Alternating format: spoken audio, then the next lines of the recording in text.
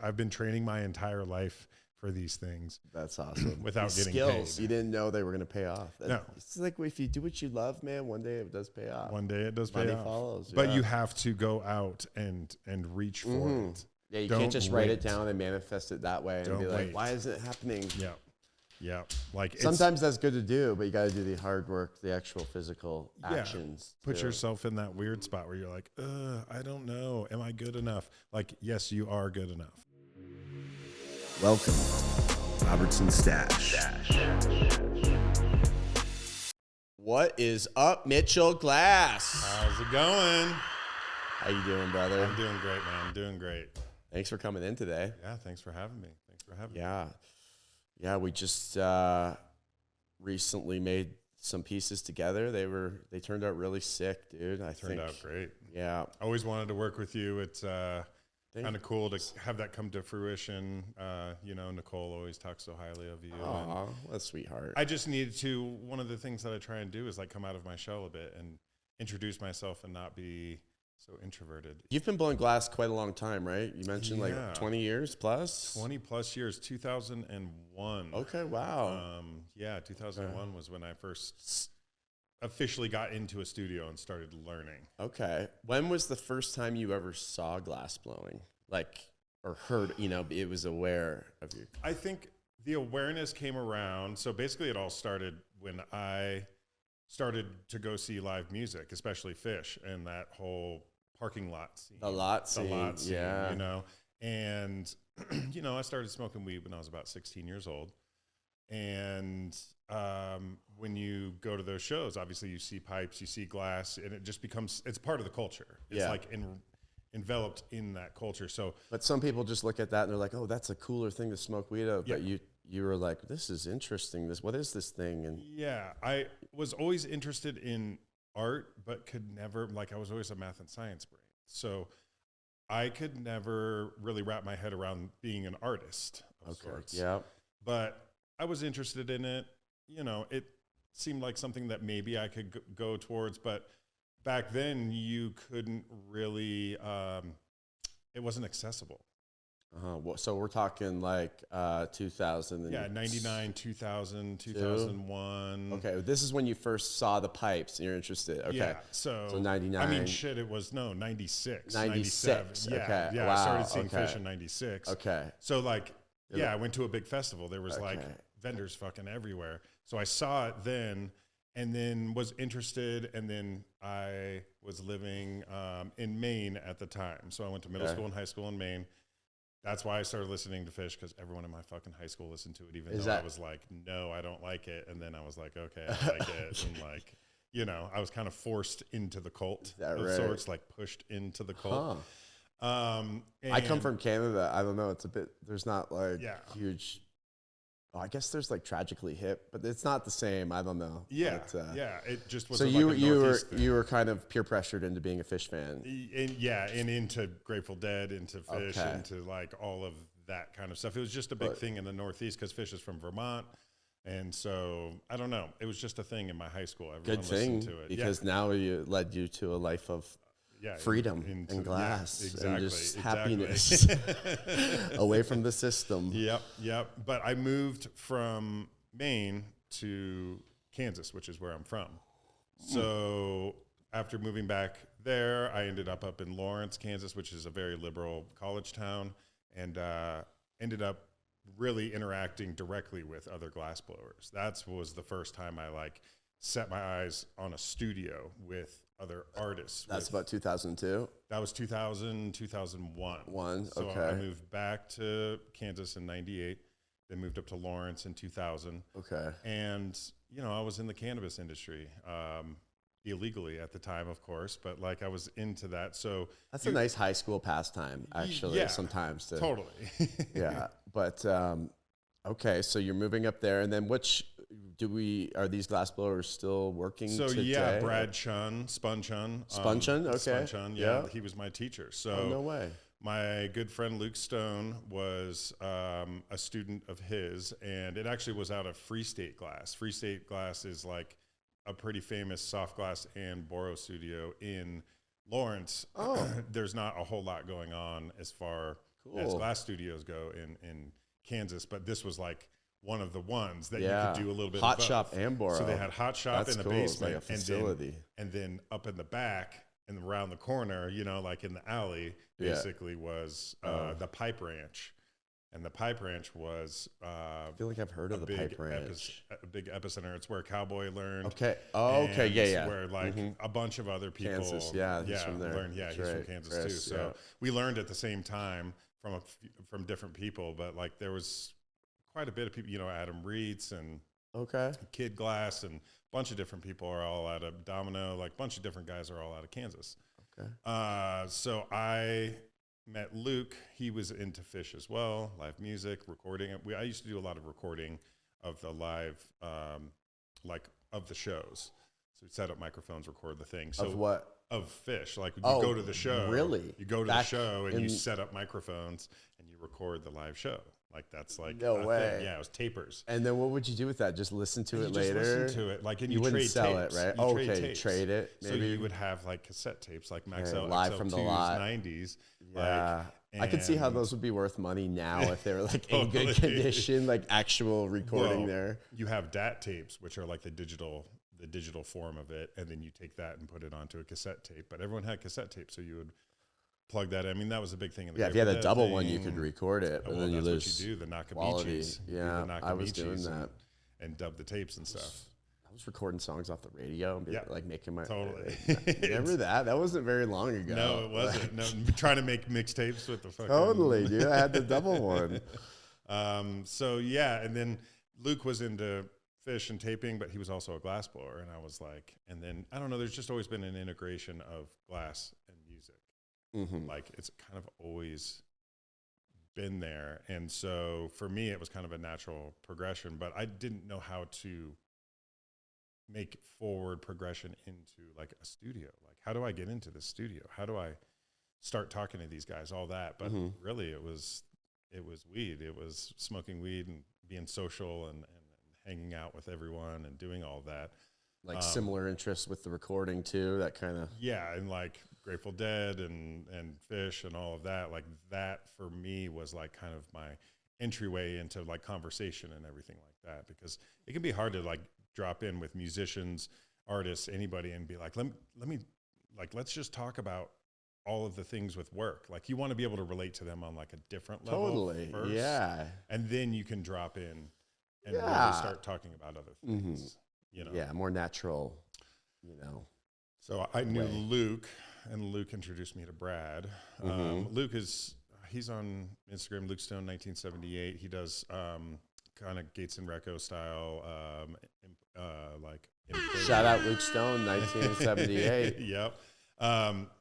And so he's not as active anymore. He's got a couple other businesses here. He's got that ball pit car with it looks like an El Camino. Everyone thinks it's an El Camino, but it's a 72 Ford LTD station wagon with the top sawed off. Wow. Purple sparkle paint, and he's got ball pit balls in the back. It's on Fish Lot at Fish Sticks every year. Everyone fucking knows it. It's like a famous fucking car. It's crazy. That's cool.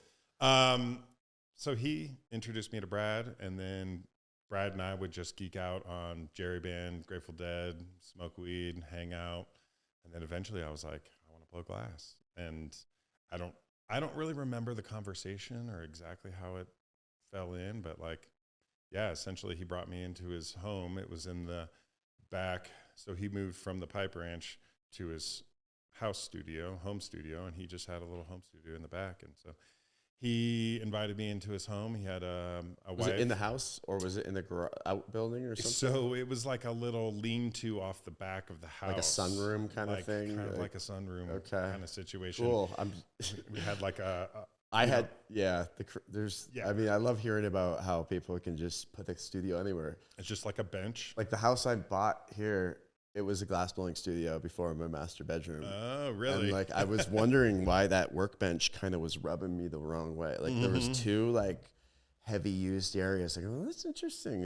It was just a workbench, and then it's like, and then I'm like, oh, the hole there, and then D-Jack was working out of there. And he was cool. Like, he started working for me. But anyway, so that's cool. So you were you're in Kansas, and you make you know, you say you want to learn how to blow glass, and he lets you use his little sunroom studio. He kind of brings me into his home. He's got at that time a wife and one of his 4 girls now, and he just kind of like brought me in and like was an incredible teacher and helped me feel safe, and like it was okay to not be the most badass glassblower. Like it can be intimidating stepping into other people's situations where they're like really fucking good at something, and you're like just beginning. A little encouragement goes a long way when you're first starting out. Yeah, and we had relatability on other levels, so it really it really worked. It really, really worked. That's awesome. Yeah.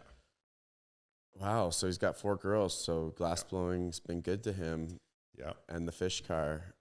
Well, that's Luke. Luke has the fish car. Okay. So Luke is about 2 years older than me, and Brad's a little bit older than that. But Brad, actually, that's why I wore this shirt, is an old Snodgrass apprentice. Is he? Was one of the last, like, of the 8 original kind of guys that was that learned from Bob, and like the who would that be? Like ChemDog? Greg? It would be like Hugh? Like Hugh and Bob Batram, like Bob Batram. and Brian Padilla, and there's a few other guys too that were around kind of at the same time as Brad. And so Brad he's from Hawaii originally, but then lived in Eugene.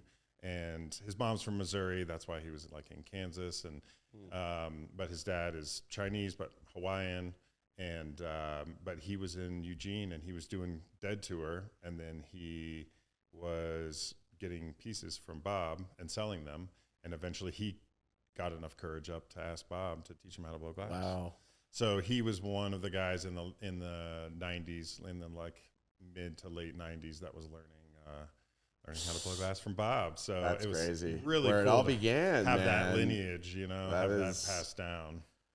It's such a new thing, really, when you look back. Like, not new, but like, I mean, the glass pipe thing, dude. Like, that was like the beginning, right? Yeah.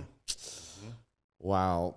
So, okay, so you're in Kansas, you're working, and I mean, was there a pivotal moment? Did you have other jobs, I guess, to fill the gap while you were learning, or did you?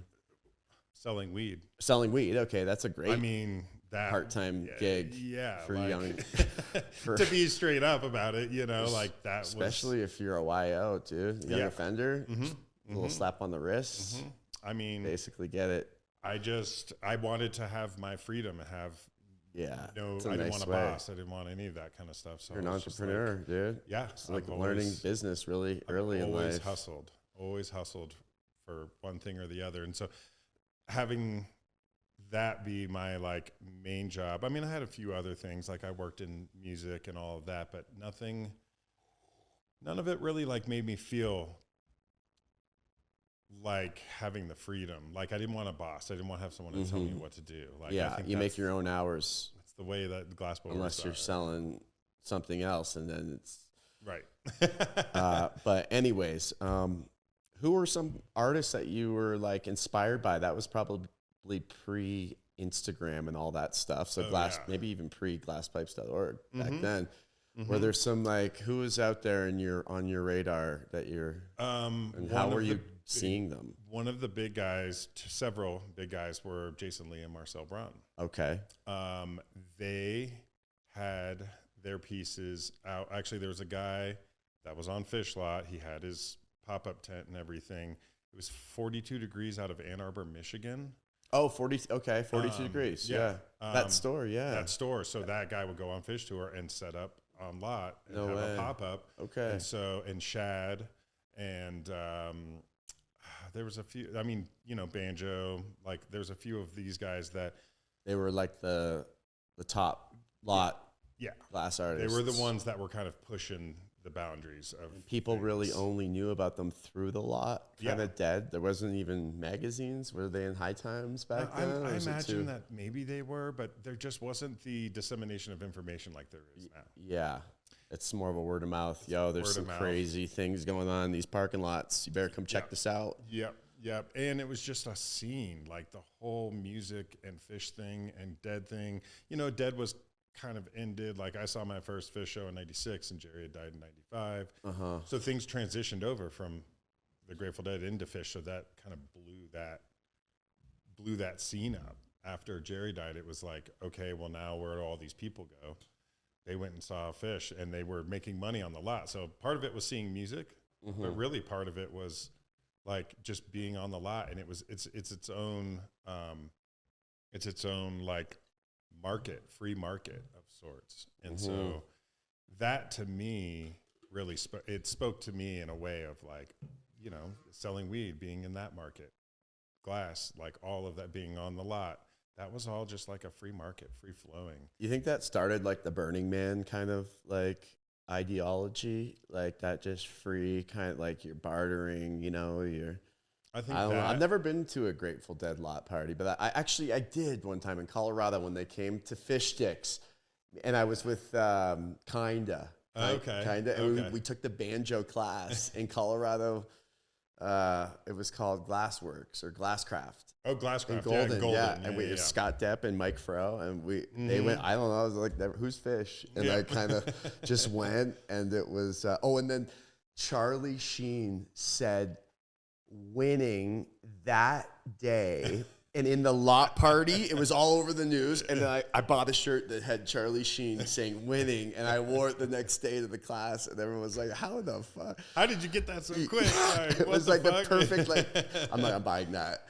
That's awesome. It was good. That's awesome. Yeah. So I see the magic of those lot parties. Just cool shit and like interesting people. It is a wild and lawless fucking place. Yeah. And like, you don't get that in a lot of areas, you know? And so to go back to your Burning Man question, I think that's part of it. There's also rainbow gatherings. Rainbow gatherings? Yeah. What's so that? Rainbow gathering is like one of the most ultimate hippie crunchy things you can do. It's basically a gathering of people where you don't buy anything. It's all people like coming to barter and trade, and they all go out to, it's always over July 4th week. Okay. I've been to like 2 of them. It's ultra crunchy. It's always in a different place, and you find out, I don't know, a month before. Sounds magical. So where did you go? The one that I went to was in Utah. So it's always on national forest lands. Okay. So you can, by law, go out and camp, and as long as it's not there's different rules to it, but like basically they tell you where to go, but they're not like, this is a gathering, even though it's totally a fucking Is it gathering. like, you know, is the government not like these meetups in the parks? No, they're not like. They don't like it at all, and they try and like regulate it, but they let it happen because technically you're allowed to do whatever. You're allowed to do it whatever you want. You can be out in national forest for up to 2 weeks camping and doing whatever you want. How long are these gatherings? I mean, 2 weeks, a month. Oh, you know, like some people stay out for, I mean, you can stay out for kind of as long as you want. I mean, technically, right, 2 weeks, right? So where do you find out where they're all gathering? I think it's called welcomehome.org is the website that they'll post stuff on. And then it's literally like weird directions down dirt road, forest roads, and you go all the way back into these crazy remote locations. And like they have stuff set up, but generally it's like pack in, pack out, kind of like what Burning Man is. Yeah. So it's like that is one of the original like super crunchy hippie gatherings of people. Did that like start in the 70s, 60s? Yeah, I think it was like in the 70s. I have a friend who's been to like 20, 30 of them. That's like what they do. What's the turnout, you think? I would imagine like 5,000-10,000 or more. Holy moly! Yeah, it's wild. Like people are out there like doing their thing, and it's its own thing. So I think that honestly was some of the beginnings of like the Burning Man style things, and like you know, the Grateful Dead thing was a little bit different, but still a lot of the same people. Then the owners of Burning Man figured out we can make money off of this. How to monetize. So let's sell some $1,000 tickets, and we'll have it out in the middle of nowhere. Yep. They'll feel something. Yep. So excellent. I'm going to do that one day before I do want to do it too. It's been on my list. Burning Man? Yeah. I want to go out with Ryan. Coons has got his camp, and I want to blow glass, and I want to like create out there, and like they've got a great. I think I need a helicopter ride in, helicopter ride out. That's the way I do. And I wouldn't shows. have any obligations. That's the way I just do shit now. Like when I go see Fish, I'm not like driving in my car and camping or whatever. You go in the bus probably. I mean, I want to be like comfortable in a hotel and have things be comfortable, like have things set up before.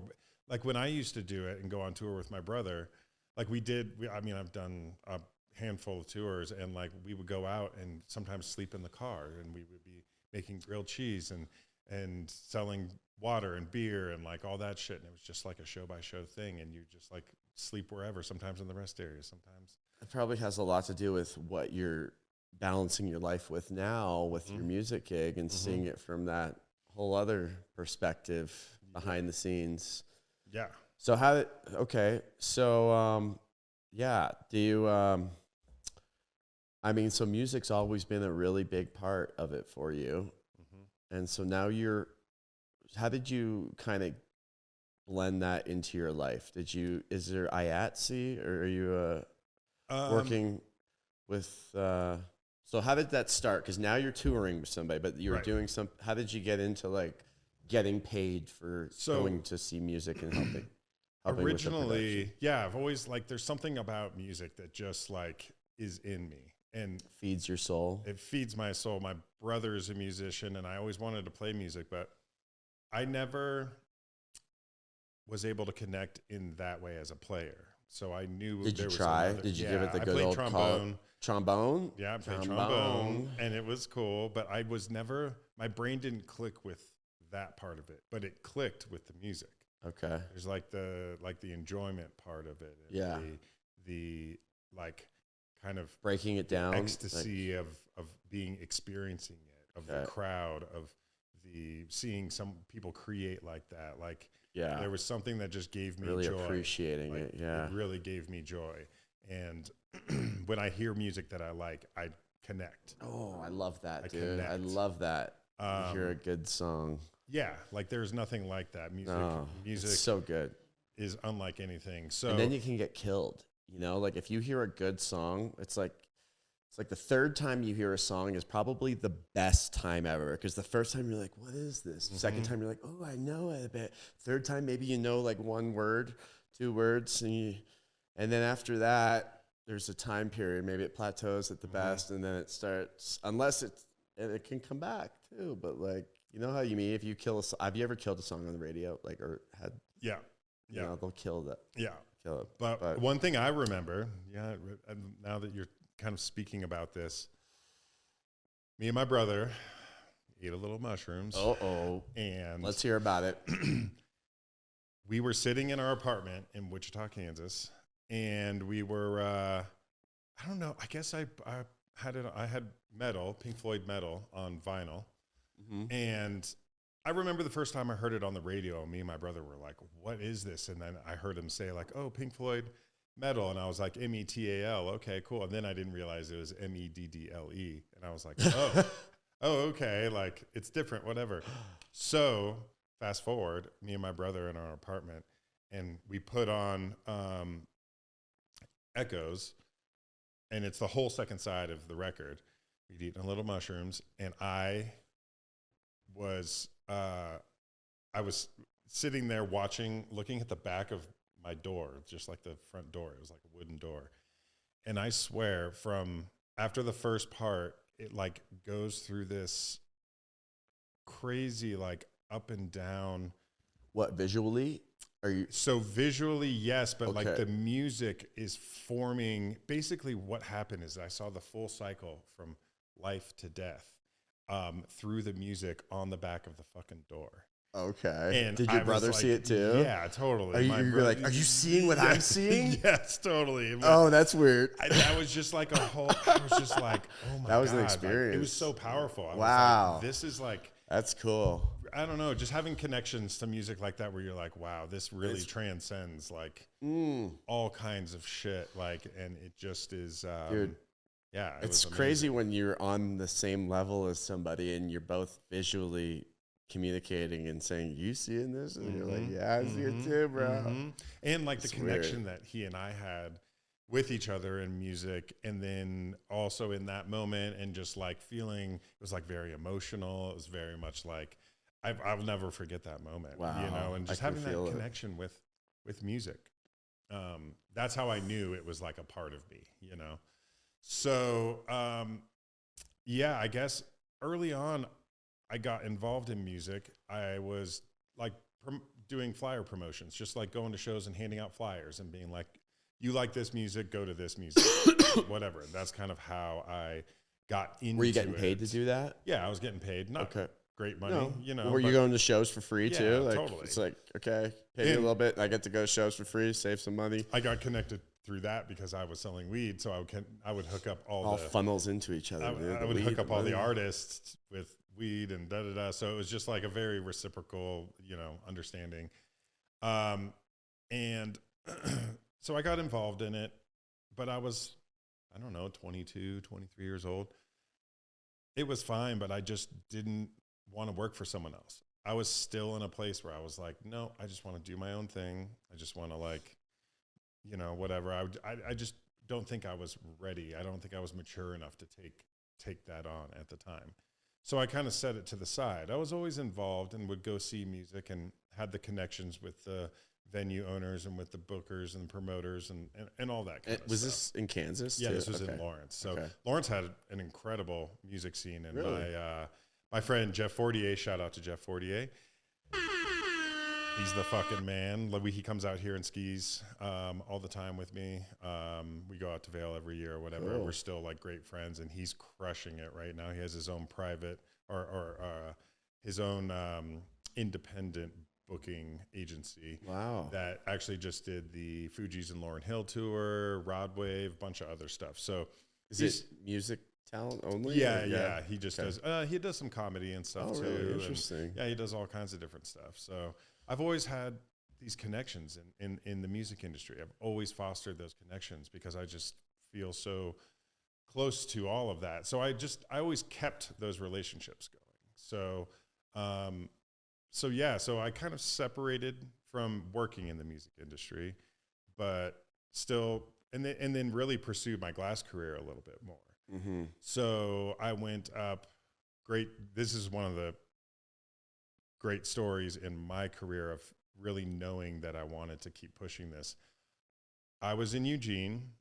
A really good friend of mine was the Italian translator for the Eugene Glass School, and he was living up there. So I went up to take a Matt S. Cookie class. He's the fucking man. And actually, shout out Matt S. Cookie. And I owned. I got some of the I got this little pendant up there. There's a white trash ensemble on the back side of it. Nice. Miniature one. Nice. So I went up there to go take a class of his, and just go visit my friend and whatever. Well, this was like 2006, I think. Because we ended up getting a case of Jason and Marcel's stuff. So I was up at the class, and great class. It was, I learned a lot, but it was definitely a little bit, further advanced than I was at the time. But, I just wanted to be up there. A few things. You have to insert yourself with the people that you want to learn from and all that. So after the class, Marcel ended up coming by with a case, and he opened this case and he pulled out this bubbler, and it had this phoenix coming off the back of it. It was all this dichro. I mean, it was like this fucking big. It was insane. And I was just like, and to meet Marcel, like, he's a fucking legend. Like, he was someone I looked up to. And so I saw that, got to meet him, and in person seeing like the next level. I can just imagine, like, back then, like in 2007, when I was living in Eugene too, like seeing a case, like that's how you'd sell them, through like Shavadas or Shivadas, like was selling my shit. You'd go from Hetty Collector with all the cases. And when I saw those for the first time, like I saw some Bob Batchram pieces from back in the day around 2007, and they were like impressive to me. And the scenes, all like there was like a 9/11 one. It was like it was like crazy. It was so detailed. But I know that feeling, and that was like the first time, like opening, you're like, whoa, this is what's possible. Opening the case and it's like, oh, like fucking holy grail shit, you know? Yeah, it's like different than seeing it for the first time on Instagram too, because it's like, whoa, what is that? It's like real and in front of you, and like, you know, I was into line work, so that was like one, you know, Jason and Marcel were like guys back then. They were the guys that were really pushing it, and they were like, he had the press, the Arbor press, and apparently they were doing the Arbor press and then attaching them all together to make bigger line work patterns instead of it being like stick stack line tubing. Like, I don't know, there's a few different ways. Some of it might be like urban legend of how they were doing all this shit, but back then there wasn't the same kind of, again, dissemination. There wasn't. There was almost disinformation at some points, I've heard. And, you know, like people would say, oh yeah, no, you do it like this. They were guarding. They were gatekeeping. It's a bit backward. Yeah. Lots of gatekeeping happening. Gatekeeping. Yeah. That's the term. Which, understandable. Like, that's kind of like, part this of is it. mine. This is my livelihood. This feeds my family. Well, Stay there away. was also I don't know if a lot of people know this. I think maybe some people do. The reason that most of these guys had the names they had was because they were involved in other shit and they didn't want people to know their real names. Yeah. So that's how. Yeah, that was a whole trend. Because after Operation Pipe Dreams, you know, like no one wanted to. I moved to Eugene around 2007, and it was just all the dust was settling from that. Everyone's kind of scared vibe. Oh yeah. Totally. So I went by ME Glass instead of my name, and I was like, because I was doing art under Matt Robertson, but I didn't want to like throw my art, because I was just thinking differently in my life path back then, and I was selling at galleries and stuff, so I did ME just to kind of be like an alias, like you know, I saw Marble Slinger, and like I didn't actually see the actual ME, like Micah Evans. He was Peppa, aka he was Peppa, aka. It was Salt and Peppa. Like, it was like from Austin, Salt and Peppa. I guess, on glasspipes.org. And so, but I love Micah. He's awesome. Yeah. So I met Marcel, had that piece, and then one of my really good friends back in Kansas, we had a bunch of money that we needed to spend, cash. And so I talked to him. He was like, hey man, try and get a case from Jason to Marcel. Yeah. And I was like, all right. And so we ended up getting this incredible case. It is just there's a 6606 Sherlock. So they made 6 of the Sherlocks with 6 pieces on it in June of 06. And like, it was this whole 666 like thing, but then there's a bunch of other pieces that were in that, and then I made it's a piece of history right there. Make me an octopus bubbler that has Millie eyes and all kinds of, which I still have too. And actually Marcel and I have become like really good friends, and I've shared that story with him. So it's cool to become friends with someone and then share like some of your past history with it, and like just I don't know, like the way this community works is just incredible. So it's magical. That was like a really memorable moment in glass for me when I was like, holy shit, we can there's more than just the lot almost. It can be like nationwide. Like these people are traveling from like heady spot to heady spot, showing the cases. Like, I think it was the first time where I realized that there was like collaboration was really starting to happen, and people were starting to like kind of come out of their shells instead of like hiding in their studios. You need those injections to make sure you're on the right path. Like sometimes, you know, and I had to get out of Kansas. I had to get out of Kansas. I can just imagine how seeing that time, that's some new shit, dude. Like worldwide, you know? Yeah. And to see like legends that seemed like folklore. Yeah. Like those guys didn't exist outside of like hearing the tales of them, and then to meet them in person and have them be so kind and so like, oh yeah, and want to talk about it and like be able to connect on that level was really, really cool. And to be in Eugene, like, you know, where it all started, that was a whole other thing. It's like going to Murano or something like that. Yeah, it is, you know, it's like the Murano of the American pipe scene, you know, so. Hey, what's up, everybody? Have you ever wanted to make hash at home? Well, Low Temp Industries has got you covered. They sell do-it-yourself rosin kits. They're the one-stop shop for all your home and commercial rosin extraction needs. And I'll tell you, we had one in the shop for about a week, and it is absolutely a good time to squish your own hash and smoke some fresh dabs right off the press. so you don't even have to leave your house to get your own hash. Find them on their website at lowtemp-plates.com or on Instagram at lowtemp.industries. Now back to the show. What have been some of your favorite collabs that you've done so far? Oh, most recently was the Kid Glass deer. The Kid Glass deer, okay. So we'll pull, we'll pull up a picture. I got some pictures of that. It was really cool to... Okay, so when you collab, sometimes you're like, okay, I got to make the sickest thing, and I got to, especially in line work, you're like, I got to wigwag things and make them all crazy, and like you really want to like go for it. But for this one, it was so simple, and it worked so well with our styles. So, he did his what's it called? He does like geometrical style. Yeah, it's called. I forget the name of the word, but like where you connect the lines, and it's basically like a simple form. Like pixelated. Almost. It's what's the word? I don't know. Graph spot. Whatever. It's bugging the shit out of me that I don't remember it, but I will remember it. But anyways, he has his simple form. Do you want to take a break and we'll think of it? Let's do it.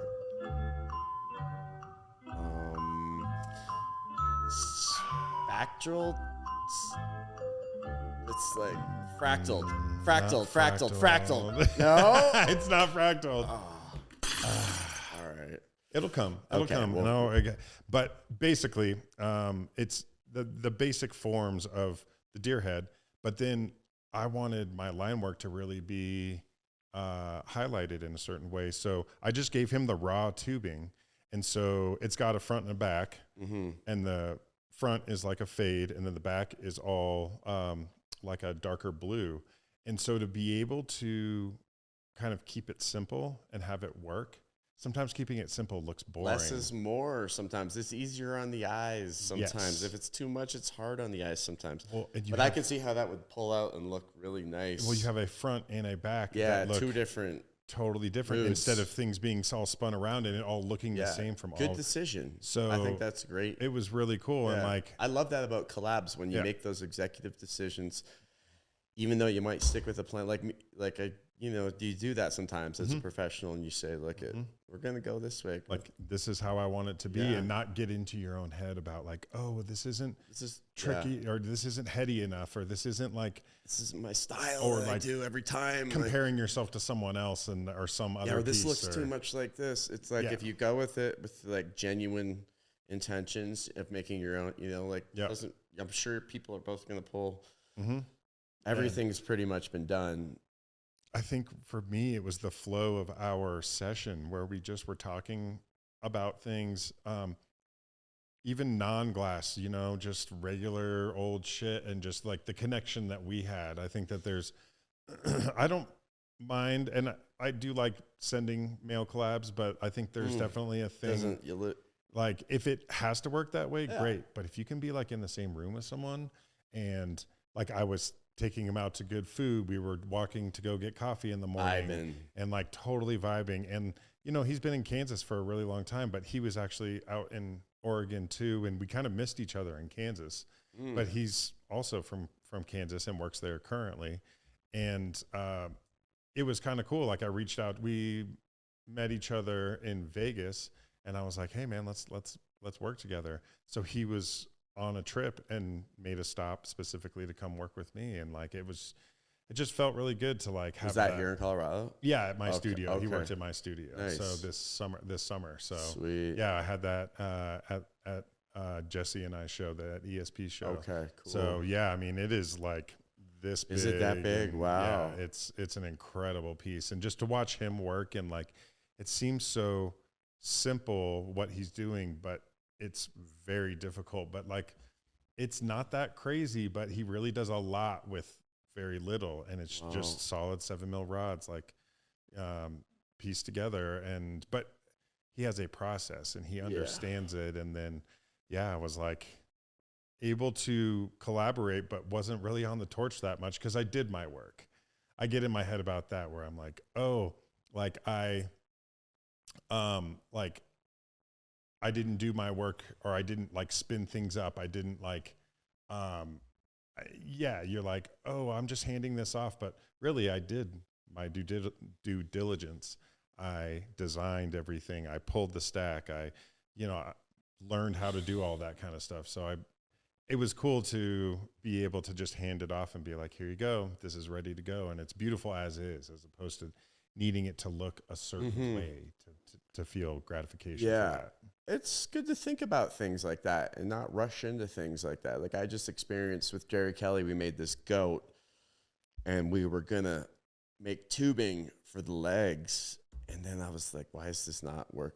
And it was going to smush the millies too much and go around. And so we just like opened up the tubing and cut like 4 strips and then just encased both sides of it. So the millie was like a pass through. And it was like, oh, I'm so happy we did that. Like last minute, like there's sometimes so many last minute decisions. You're like, oh, like you just make them and you're like, that turned out so much better. That was the way. So happy we didn't commit to that first idea. You got to go with the flow and you let the piece kind of like, I don't know. There's something about going with the flow sometimes and not sticking exactly to. That's why I think that in person, like when we were working together, it was cool to like have different ideas about things. And have you be like, well, no, I want you to do this instead of me, and I feel more comfortable doing. Yeah, it was good. It's a good vibe. You trap it in the piece. It's good like that. That's awesome.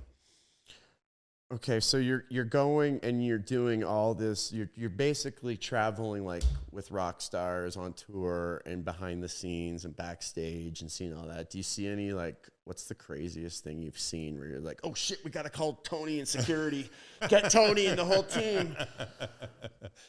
What are some of the like? crazy? Have you seen some like crazy things backstage? Or I mean, I do have kind of a crazy story. It wasn't while I've been out on tour. In the last few years, but okay. So back in Lawrence, Kansas, we had this place called Liberty Hall. It's like a 1,000-person old like opera hall. It's beautiful. It's like the best place to go see music. So, George Clinton, Parliament Funkadelic, was playing at this place for Halloween one year. Well, of course, I showed up. I've got, whatever you need as far as like some weeds, some mushrooms, some like whatever. Well, my buddy calls me who booked the show and was like, hey, George needs he wants some mushrooms, And I was like, okay, cool. So like, I brought him out like a quarter of mushrooms, was like, okay, cool. We'll see what he wants. We'll see, what he wants to take. I'll give him whatever he wants, So I meet up with him. He's like haggard as fuck, he's like known for partying pretty fucking hard. Whoa. How old is he? I mean, he's got to be in his 70s or 80s maybe. Probably, by now. Yeah, at least 80. But he just did a tiny He was desk. old when long time ago. A long years time ago. I don't know how he's still alive. Maybe he's like Keith Richards where the drugs preserved him or something. Do you remember that movie that was like this college movie where he played at the end and it was like called UCB or something? Yeah, that's where I first saw P-Funk when I was younger. I was like, this is cool. I mean, that dude is about as legendary as any fucking musical artist is. Like, there's nothing like it. So it was definitely like I don't know, like in ways a high point for me in my career of like, communicating and being around musicians and being like, so he's all haggard. You got all this. So basically I was like, oh, here you go. Like gave him the bag with mushrooms in it. And what did he do? Like he took the whole fucking thing and ate it. The whole fucking bag and was like, and ate. I was like, whoa. What the fuck, dude? Like okay, well, there you go. And so he takes off, goes about his business or whatever, and then comes back to my buddy and was like, hey, I want some more. I wanted some more. And like, obviously I didn't have any more. I just brought like the little bit I had, but I was like, how the fuck is he even functioning on this shit? That's crazy. Were they just like big mushrooms or? Yeah, just like big, just ate stems them. And caps. And he just that's ate hard. the whole Did he thing. Wash them down with something? Fuck, I don't know. I mean, he just they were gone. They were there and then they were gone. Okay. He was gone, and he put on an incredible show. Like it was kind of crazy. How do people do that? I don't know how people do that. I can't even function when I do. Like no way. But that dude, sometimes that dude is on a different level as far as being able to hang and party and do all that kind of shit. So that was a little bit wild to like have, and just did he look like he was sweating at all? Like, did he look like he was on mushrooms? Yeah, like I mean, he had these dreads that were all multicolored, and like 3 or 4 jackets on that were all crazy.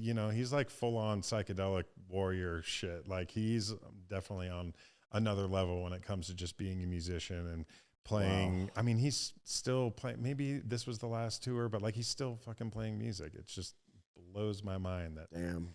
There's something to that. Like, it charges you up. It keeps you young. Yep.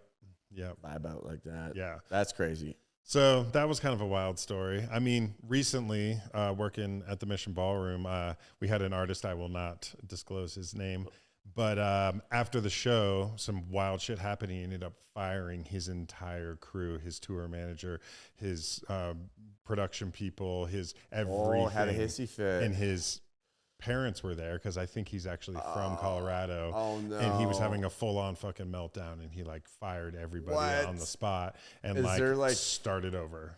And he had to start over, but he's playing Red Rocks next year. He's big, a big enough guy, star or whatever, that he can start back over.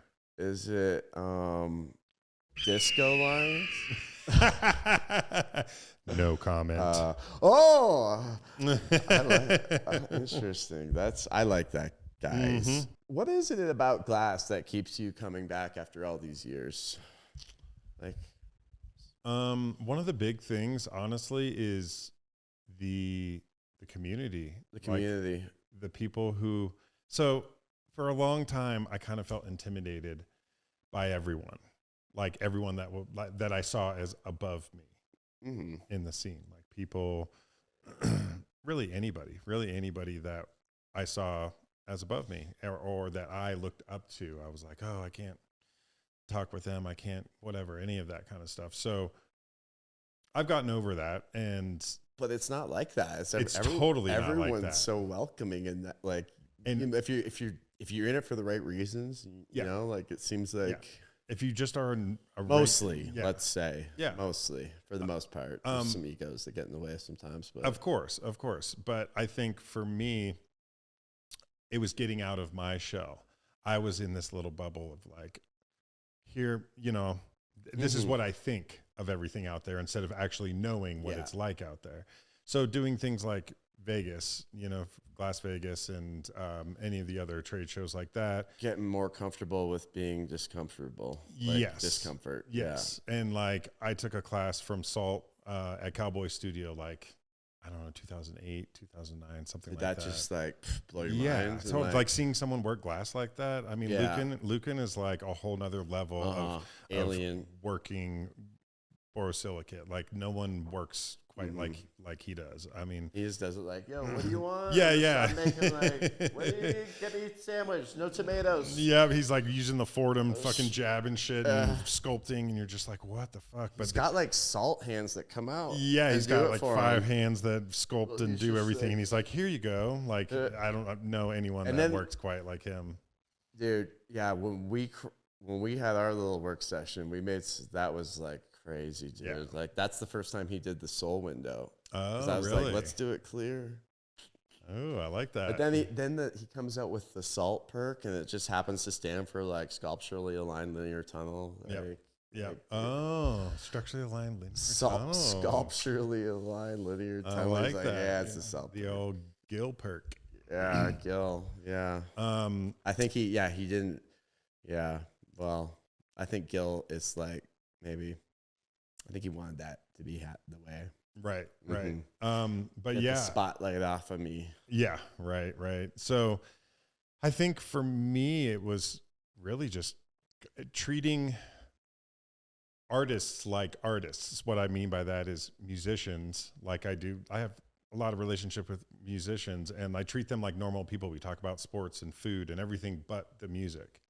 And then eventually you get to a place where you're like, you want to talk about the art, you want to talk about glass because you're kind of past the comfort level. Like, or there's some, that's a good way to, if you come on too strong at first about anything, it's almost like, get away. You're like easy. Come on there. Yeah. So I kind of took that mentality of how I created relationships. I've learned that over the years. Yeah. And put that towards other artists and things like that. And so that's what I've done with glass is I've just, and also getting to know people. Once you start knowing other people, then you get introduced. I mean, I met you through Nicole. So like really just having that kind of comfort level with other people and just being like yourself, be yourself and approach people and be like, hey, I mean, that's how we met. You know, I was like, hey, I thought you were like a lawyer, like, or somebody like you were, because was everyone all was dressed wearing up. suits I was that all day. I dressed was like, up in who is those. this guy's not a glass blower. You're like drinking like a champagne, admiring the art. I was dressed up in my Thailand suit. And I wanted to I look remember good. when you're like, you know, I'm going to introduce, because I knew who you were, but I didn't know your face. Like I followed you online, but like it's funny. I was like, yo, you're Mitchell Glass. Yeah, oh, totally. okay. Yeah, that was funny because it was kind of a different crowd there too, and I couldn't tell. It's hard to tell people from people, and everyone's dressed nicely. Yeah. So we couldn't tell the like degenerate glassblowers from like the Soho House people. So plainclothes hippies is kind of what one of the terms I use for that, where you dress nicer, but you know, under the surface you're like, oh no. We all kind of met in the middle of that. That was a good crowd that night. That was fun. Yeah. So I've just really been able to get to know other artists and other glassblowers through and really the music, working at the Mission Ballroom and having people come and experience music, and we experience this music together, and that creates like a connection and a bond there outside. And like, I'm not here to be like, oh, let's collab together. Let's do it. Like, no, like I want to see if I even like you first.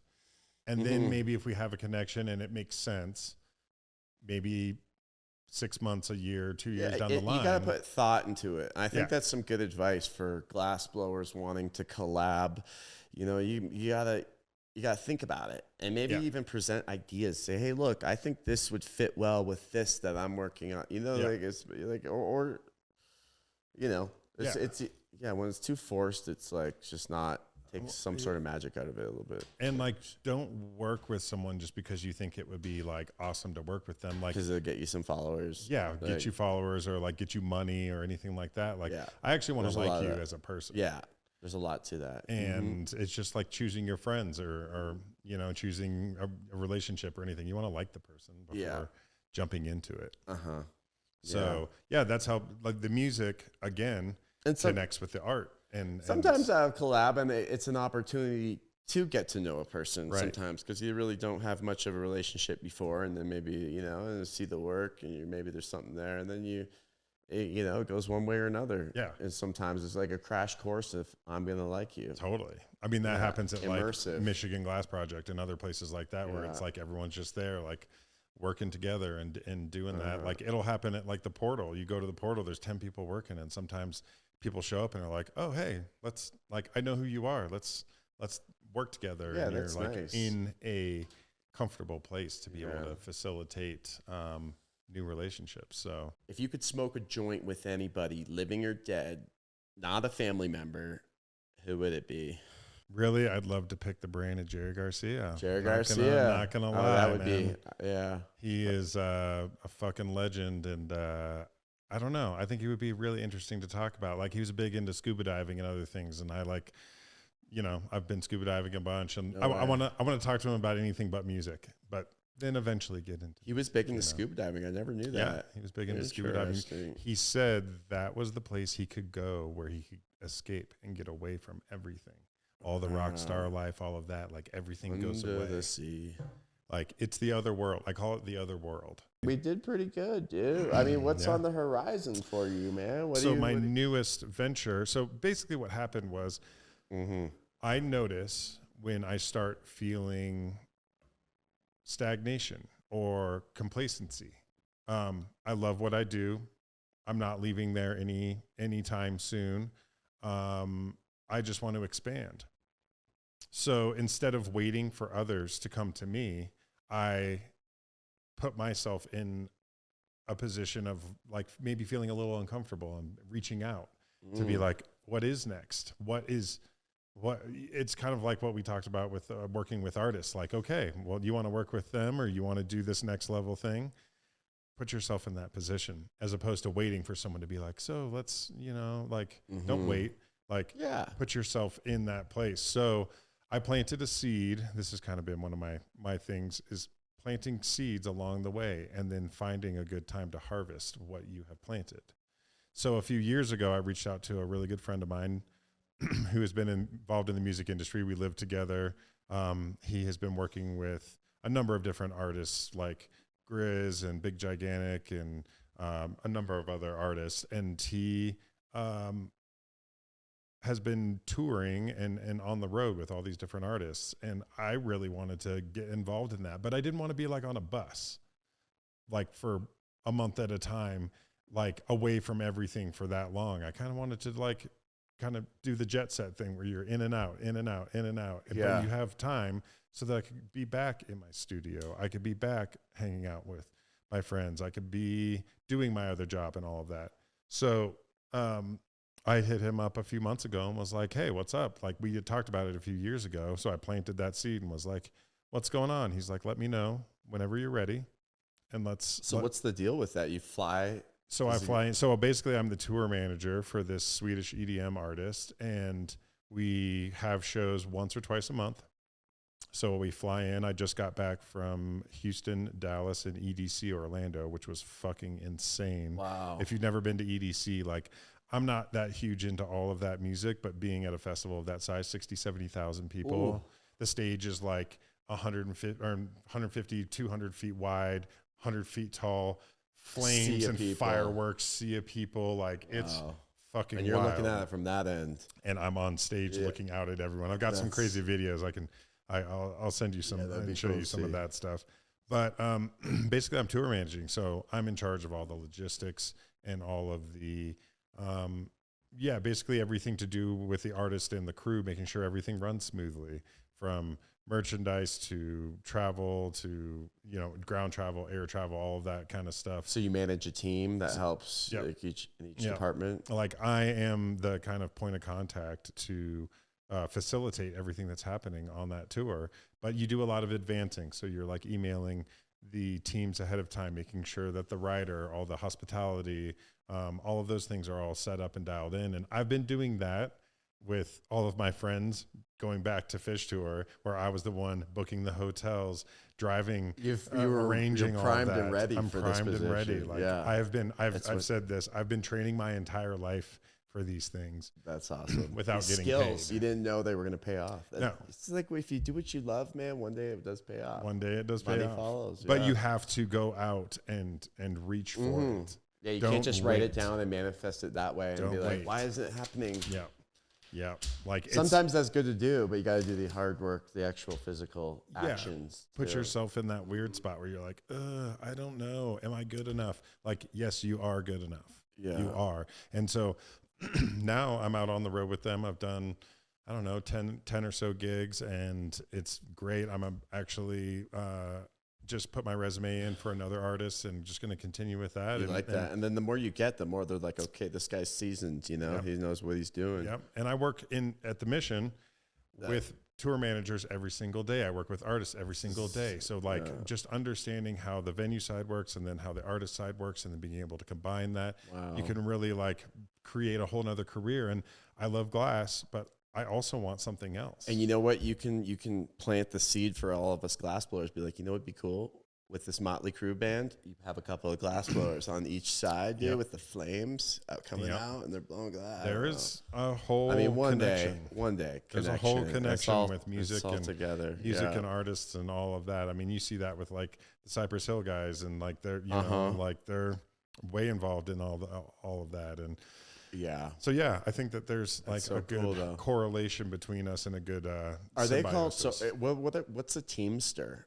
Is a Teamster is that something to do with like the roadie industry? Like, is that roadies? It is to do with unions. Oh, okay. So, Teamster. But a lot of people in that industry are union members, because my buddy does that in Canada. Yep. He's an IATSE member. He's a musician, but he also goes to all the shows and sets up. He works like the night shift, So with the bigger shows, they have union contracts to do all the stagehand work. So setting up the stage and doing all of that. Do you associate with those people when they yeah, we'll work with them on the bigger shows. And yeah, we need to talk with them, and we have to understand what their rules and regulations are, when they need to take breaks, all of those things. And you have to respect all of that. There's a mutual respect, because we are individuals, but we come in and we work with other, companies and contracts and all that kind of stuff. Yeah, just to make the show happen. And it's a quick process. It's up, it's down. Are you there for like the tear up, tear down, or no? Generally, when we show up, with what I'm doing,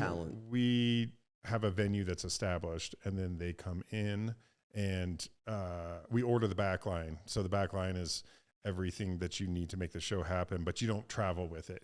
It is like sourced. Pyrotechnics and whatnot. Is Pyro, but no, backline is like the CDJ, like the equipment like this. Okay, equipment that you need. So does someone else handle? Because I'm sure different artists have different stage things that they bring in. So is that your department or no? Bunch of different companies that have that gear ready to go. So it's with your guy that you're signed to now, or that you're working with, does he have like a specific gear you have to travel with? So we send a rider, and there's a whole rider that has hospitality, but it's a technical rider too.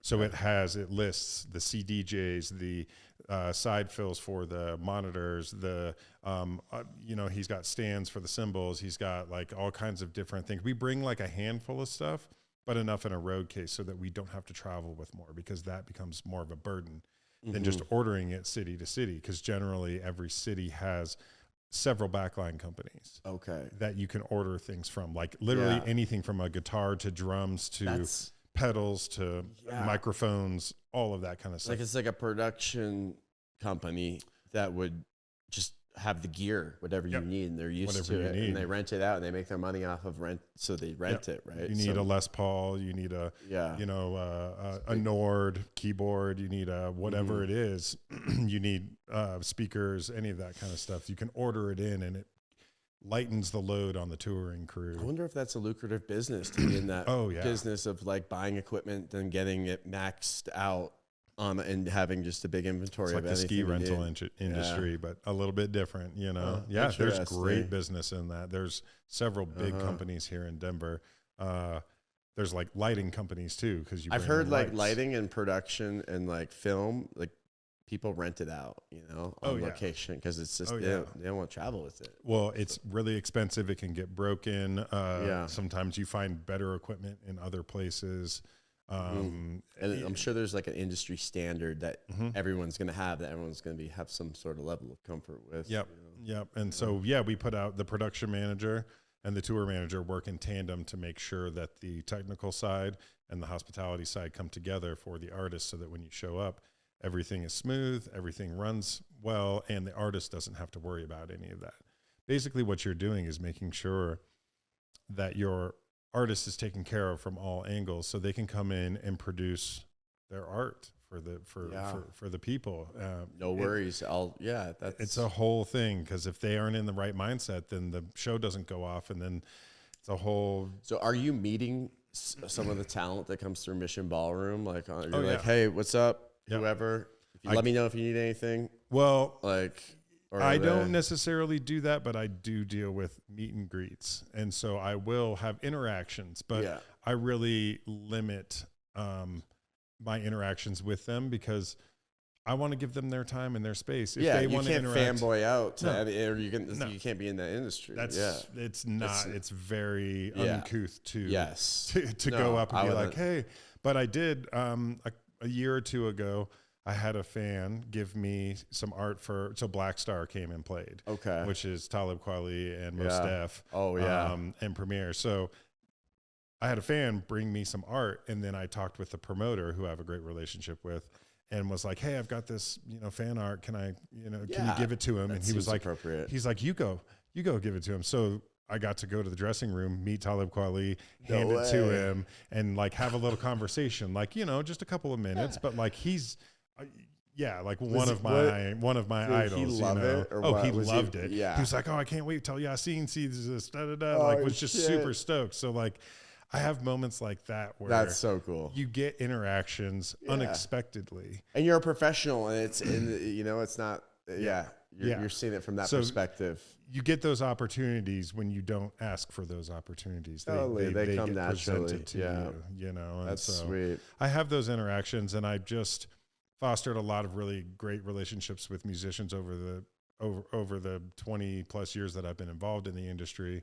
So I don't get, I mean, of course there's some times where you're like, oh, I'm a little bit nervous, but overall they're just normal people. They want to be talked to like normal people. Yeah. Just like any of us too. Like what we were talking about with collaborating with people, like don't make it fucking weird and everything's cool. Some good advice. Just don't make it weird, people. That's well, dude, thank you so much for coming in. Yeah, Where can people find you? You're on Instagram. I'm on Instagram. Are you on Facebook? At Mitchell Glass.